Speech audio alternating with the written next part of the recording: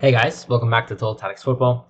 It's Fran here, and we'll be kind of looking at our Game Week 5 cheat sheet. And of course, with the short turnaround of the game week, not many things have really changed other than the fact that we are, slowly kind of reaching a fixture swing. And in terms of kind of interesting assets, I would say probably, we shouldn't be so high on, overall in terms of teams. We shouldn't be so overall that high on maybe Leeds in their performance, West Ham heading into a rather middling fixture streak, but still relatively consistent. Where I think you can still keep some of the assets that you have, just not to the point where you're tripling up or doubling up on them. On top of that, I think as well, we have had so many kind of impacts in terms of injuries and kind of red cards, and fundamentally, I think because people have such template teams, a lot of shakeup has happened to the forward position. But let's actually start with the defenders, right? Livramento, I think Duffy stays exactly the same. Livramento obviously have tough games.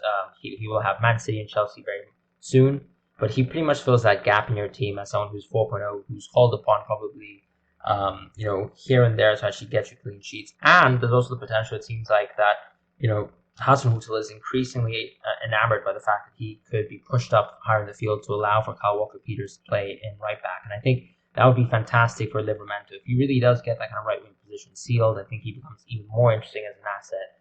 And as someone just in the back of your team who's kind of consistently giving you value, fantastic pick. Duffy also really benefits from the fact that unfortunately Brighton have been suffering from injuries.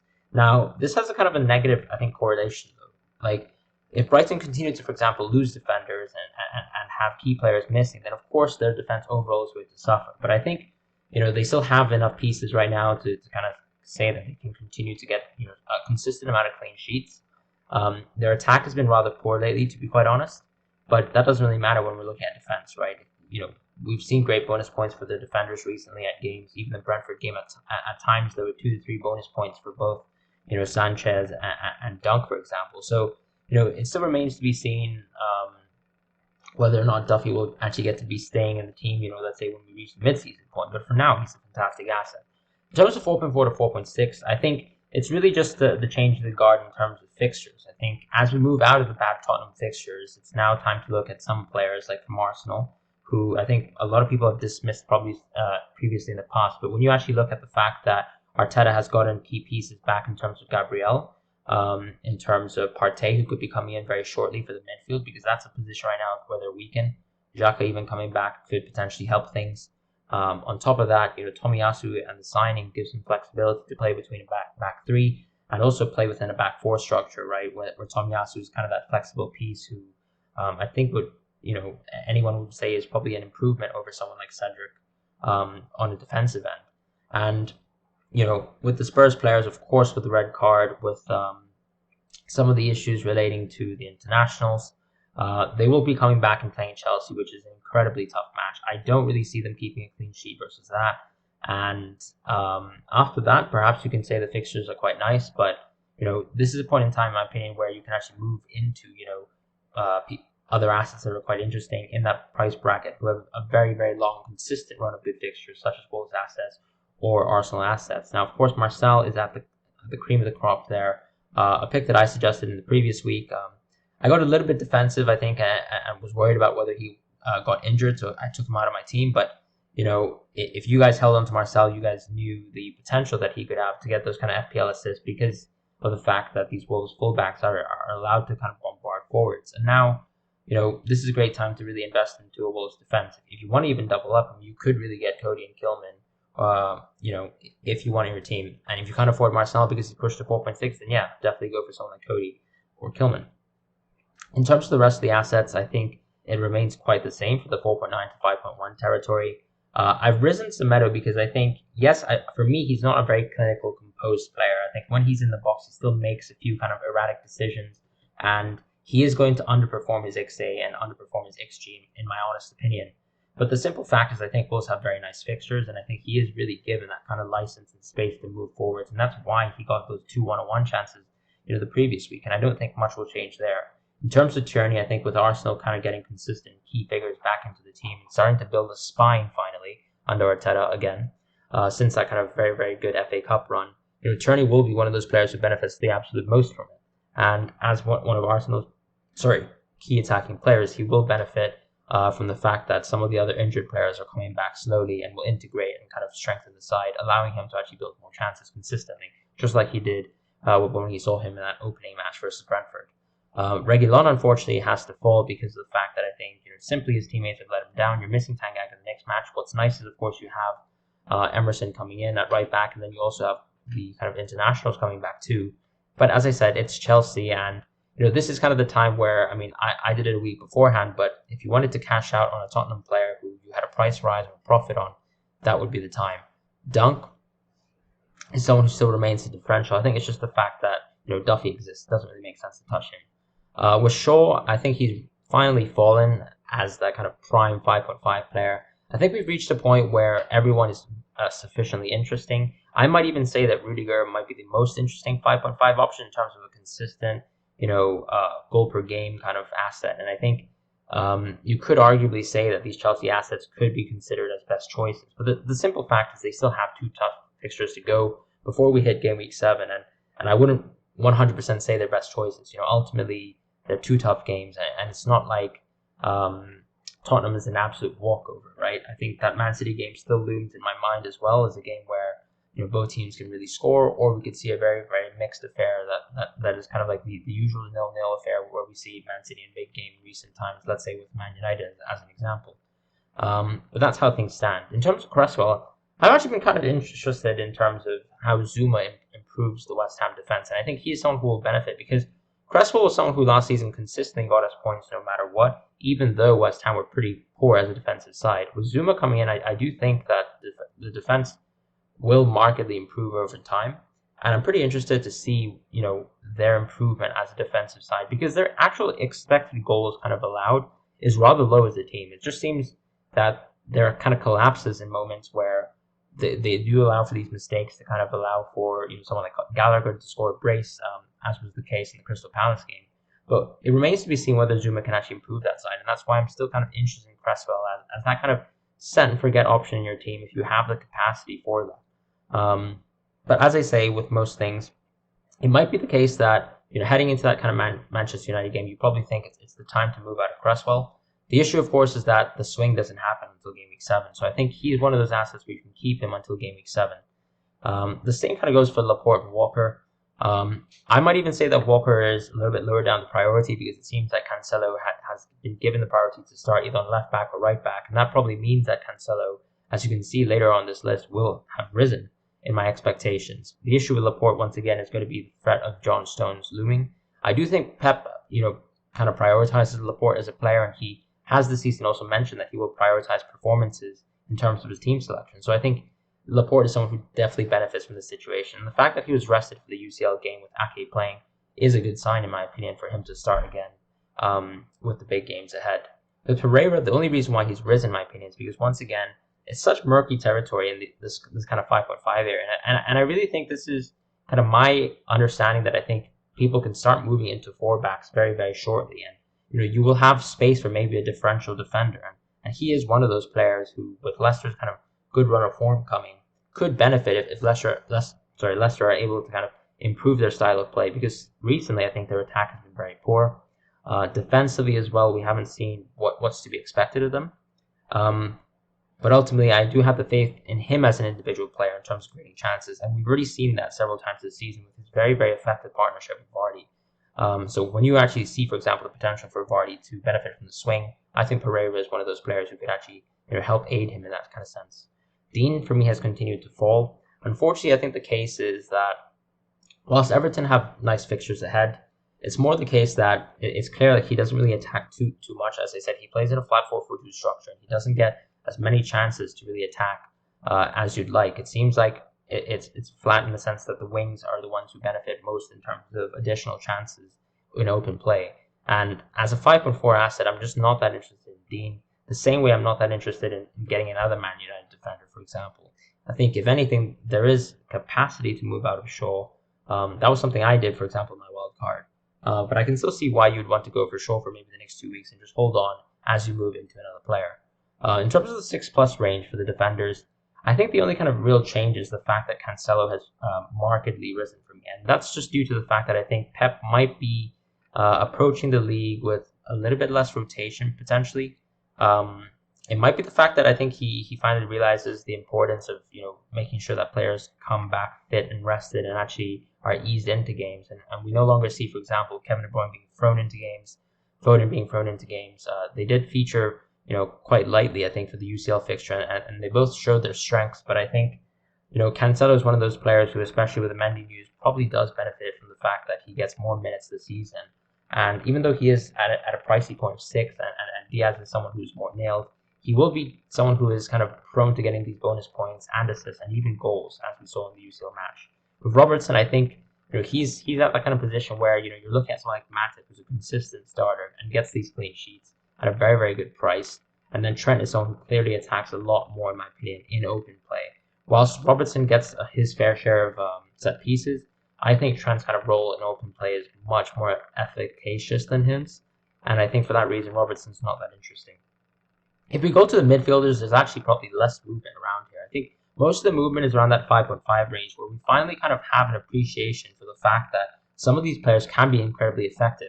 As I mentioned in the previous weeks, Gray is super interesting as an asset. He seems very, very composed and very direct. That's why he stays as the best choice, and I'm really glad that he was able to haul once again. Gallagher is someone who has continued to rise for me. He was a differential, of course, looking at the West Ham game, and it's clear that he has the licensed set pieces. He is also someone who is leading some stat categories as well around his price range for expected goals and expected assists. Even though these Everton players are all amassing fantastic points around 5.5, and Doucouré, of course, as a result, belongs in this area because of the fact that he's had such a tremendous kind of goal and assist output. I don't know if he can actually keep up with it. He's clearly unleashed in this box-to-box role, a role where I think he plays much less deep line than he did last season, and perhaps that's really his true kind of place, and he's been finding fantastic passes with his vision, which have honestly surprised me, to be honest. That's kind of an asset of his game that I didn't think would be so key and so pivotal. But I would still hold off on him. I think he's a differential, and there's just more interest, I think, in my opinion, in terms of Gray and Gallagher being more talismanic players. And Belmo continues to fall, I think, due to the fact that Brentford have really been struggling to kind of create effective attacks. And with Odegaard, I think the reason why he falls is not due to the fact that Arsenal have bad fixtures. They actually have really good fixtures. But it's just the case that I think, for me, it's clear that we shouldn't fall into the trap of actually picking, a player from a team that has good form. You have to kind of pick those talismanic players as well. And Odegaard is not a talismanic player in FPL. He is a talismanic player in real life. He improves the squad around him. He improves the playmaking quality of the team. But it doesn't really mean and translate to assists. When you, for example, look at his role in Norway, he does improve the game a lot, and he creates a lot of chances and builds a lot of kind of key opportunities. But it doesn't mean he gets the assist. And that's why he's not that interesting in FPL for me. But Benrahma, I think he continues to fall, unfortunately. Or rather, not continue to fall, but just he has started to fall, and he's moved out of that best choice. And now there's kind of open territory for anyone to kind of conquer that spot. The reason why for me is just due to the fact that, simply put, Vlasic is someone who can rotate with him. He might be able to play versus United, and we know United are sometimes able to kind of leak a goal or two. But other than that, this is probably the time where we start to look away from Benrahma eventually, and I think we could even maybe downgrade Benrahma, as I said, to allow for more flexibility in the future. All the other assets, I think, remove or remain in the same places for me, just due to the fact that, even though Traore has really nice fixtures, we can clearly see that he's continued to not haul. And I think there was clear reasons for why I argued against going Traore, and I think I still remain roughly in that camp. I still think he's a differential. He's not someone I would vehemently avoid, but for me, I think there are more interesting players, like someone like Sarr who gets to attack Norwich, for example, or Niles who plays in a much more kind of cohesive team in terms of how many goals are being scored and how involved he can be in goals and assists. Harrison, I think, still remains there based on historic performance, but I think he is trending to drop, in my personal opinion. It's clear that his minutes are actually being rotated with James, and to be honest, I could very much see him dropping in the next iteration of the cheat sheet. With Dele Alli and Lucas Moura, once again, it's a fall. I think, as I said in the previous week, if you're watching Tottenham attack, it was not impressive whatsoever, and I think it continues to be the case. We saw Harry Kane, I think, fail to register a shot for the first time in God knows how long, and that simply is due to the fact that in this structure, they lack a creative midfielder like Ndombele who can actually carry the ball forwards. A lot of the onus is on, players like Bergwijn or Lucas Moura, for example, now that Son is out, to carry the ball. And it's clear that this structure isn't isn't attacking enough and it isn't working enough, even versus weaker teams. And that's the worry, I think. I've risen Torres to the level of Greenwood and Jota, and I think that's just due to the fact that I think, Pep seems to have stopped to fraud for a moment in time. But once again, of course, he can be rotating. We saw that in the UCL where some of the substitutes came in. But I think, of course, he's been playing a fantastic amount of minutes. I think you want to maybe, for example, look at him as a punt versus Southampton, just because he's at such an interesting price still. And, the fact that maybe you can sit through the Southampton game and keep him as an asset long term, if it seems like he continues to be in Pep's favor, just means that Torres is inherently worth it at that price. Mount for me stays at that range. I think, with the fixture swing coming in soon, the only issue really is rotation. But when he does get to play, he will be always an assist threat. I might actually be tempted to drop him to a differential because I don't think he's that talismanic in terms of FPL. Clearly, he's more of the person who fits the eye test in terms of how he affects the game, but not necessarily in terms of always a goals plus assist perspective. I think Pepe is the only one who rises really around this list, and I think the reason is due to the fact that Arsenal have much nicer fixtures. He clearly gets to thrive sometimes playing in that right wing role. I don't think he really combines with Tomiyasu as well as or as well as you'd ideally like right now, but I think that can be improved on in the future. And I think he basically is trying to look for more kind of outlets for him to move inside, because that's where he likes to play as a player, given the fact that he's left foot dominant. And I think that will continue to build in time. So maybe if you get Pepe now, you'll be able to capitalize on the fact that he will continue to grow and build in this fixture period, just like he did at the end of last season. With Son, it's just really an injury thing. Bruno, it just impacted by Ronaldo. And KDB, I think, of course, the return of KDB is extremely interesting. I'm putting him as a differential now. I think he's more of someone you maybe want to look at in the future. I think the fact that he actually played in the UCL game means that he's probably close to full fitness. But I don't know if you really want to punt him on the Southampton game, because the two next fixtures after that are quite tough. Yes, KDB is somewhat fixture-proof as a player, but those are still tough fixtures to go, and you have options like Salah and Ronaldo who have nice fixtures, and Salah and Ronaldo has the easy pivot to Ronaldo, right? Ronaldo has the easy pivot to Lukaku. Apologies about that. But that's how I kind of see the midfield. In terms of the forwards, once again, most of the movement is around the fact that people have been injured or been red carded. As you can see, Edouard comes in and St. Max comes in, just due to the fact that we've kind of lost a few forwards. We've lost Wilson to injury, DCL to injury, and Antonio to a red card. If you're looking for kind of gaps to fill in your team, or if you want to kind of flexibly balance your team around maybe creating a slightly maybe more budgeted attack, then of course you can look at Edouard as an option, right? He scored a brace when he came off the bench, for Benteke, and it's clear that I think he could, if he continues to play, become a starter for this team and benefit from the kind of fixtures that are nice for them, right? I don't expect Crystal Palace to be giving a great game for Liverpool, a great game for Man City. But at that price, you have the opportunity to put a player like that on your bench, and that's why he's interesting. The same thing goes for St. Max. I think St. Maximin really benefits from, arguably, to be honest, Wilson not being there, because it means that he plays a much more focal and kind of leading role in the team, as opposed to being a part of a tandem. He could be a much more central option as well. And I think that's why he interests me right now. The only other thing, of course, is just the fact that, at times he's not that decisive, right? Someone like Almiron, I think, is much more decisive, even though he might make the wrong decision. He does pursue that decision when he's actually in the final third. St. Maximin, however, is a constant threat for defenders. I think his kind of array of skill as a dribbling player and as a physical athlete as well means that he's incredibly kind of interesting option to deal with or have in your team as well. Whether he's explosive is a separate question. I don't think he really is explosive. I think he might get consistent returns, to be honest, just due to the amount of opportunities he creates, but I don't think he'll be explosive to the point where I'm expecting braces or hat-tricks from him. I think Edouard is more along that type where he, if in a good match with Crystal Palace, he's given the chances, he will be able to kind of finish with much more composure. That's kind of the juxtaposition between these two players.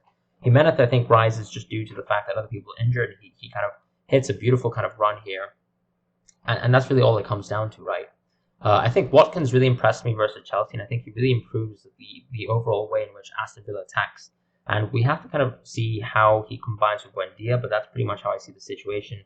Wilson is very much affected by injury, and Tony, we just have to kind of wait for one game with the kind of red card situation. DCL seems to have a medium-term injury, so of course he's not someone you look at right now. You would avoid him. Aubameyang for me is the one who's actually very, very interesting at this point in time.